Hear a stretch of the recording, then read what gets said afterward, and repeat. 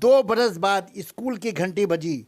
22 माह बाद बिला आखिर स्कूल कॉलेज खुल गई।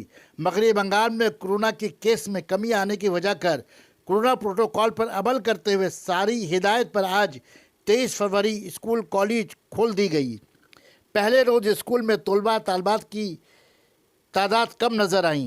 नुमाइंदा इकरा उर्दू न्यूज़ शेख सैफुल्लाह की रिपोर्ट। देखिए पाठ का नाम है पेज 21 मनुष्य और सर्प। आप ये बताइए हमको कि ये मनुष्य और सर्प पाठ किसने लिखा है? रामधारी सिंह दिनकर। तो आप यहाँ देखिए लिखा है रामधारी सिंह। तो इस महाभारत के युद्ध में दोनों आमने सामने हो गए हैं। कौन दोनों? महाभारत का रण। तो महाभारत का युद्ध चल रहा है। देख रहे हो ना साहित्य संचय।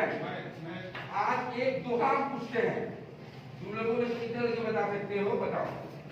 गुरु गोविंद दो करे काके लागू पाओ बलिहारी गुरु गोविंद इसने दियो बताए।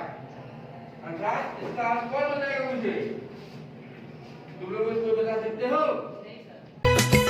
सना medical hall,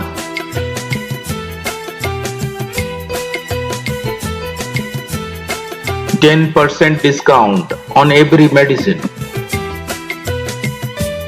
Oxygen cylinder also available.